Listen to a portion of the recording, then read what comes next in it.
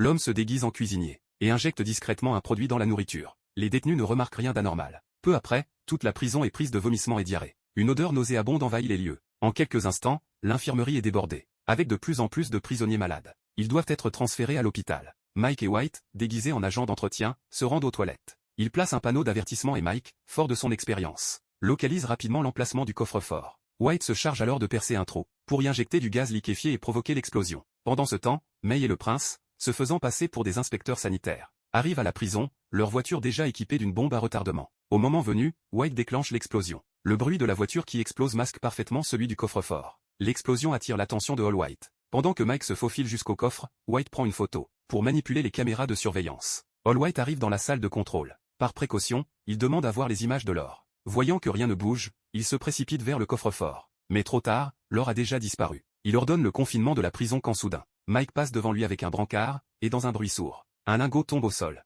All White comprend alors qu'ils utilisent les brancards pour transporter l'or. Il ordonne l'inspection de toutes les ambulances. Mais les recherches restent vaines. Ces hommes lui apportent cependant une bonne nouvelle. Ils ont capturé la fille de Mike. Mais comme Mike reste introuvable, All White leur ordonne de la garder sous contrôle. Il repère alors deux individus suspects, et leur demande ce qu'ils font là. Ils répondent qu'ils sont chargés de purifier l'air, que leur patron est parti discrètement emballer quelque chose, et que la voiture qui vient de partir est la sienne. All White comprend que l'or doit être dans ce véhicule. Il ordonne immédiatement à ses hommes de le poursuivre. Le prince conduit la voiture dans le désert. Une course-poursuite s'engage dans les dunes. Malgré le nombre croissant de poursuivants, le prince devient de plus en plus excité. Il finit par être acculé à la frontière. All White descend alors de sa voiture. Mais le prince et ses hommes sourient, car il n'y a pas d'or dans la voiture. Ce n'était qu'une ruse pour éloigner All White de la prison, pour permettre à Mike d'agir. Ils sortent les moules, placent l'or dans le four pour le faire fondre, versent l'or fondu dans les moules. Une statue dorée est ainsi créée. Ils la peignent en rouge, et sous prétexte de réparation, passent facilement le contrôle. Mike quitte ainsi la prison tranquillement. All White, furieux, sort son arme. Quand soudain apparaît un groupe de mercenaires, qui sont en fait les hommes du prince, car c'est son territoire ici.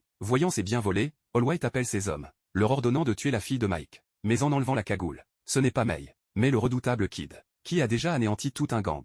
Ces deux hommes ne font pas le poids, en moins d'une cigarette. Kid les met tous les deux au sol. All White pense que ces hommes ont réussi, sans savoir que la vraie May est juste devant lui. Finalement, All White doit monter dans la voiture du chef terroriste, et son sort est scellé. Le lendemain, les journaux parlent de l'intoxication alimentaire, sans mentionner le vol de l'or. Peu après, la Fondation des Nations Unies reçoit un don anonyme considérable, destiné aux enfants réfugiés. Cette séquence palpitante est tirée du film The Misfits.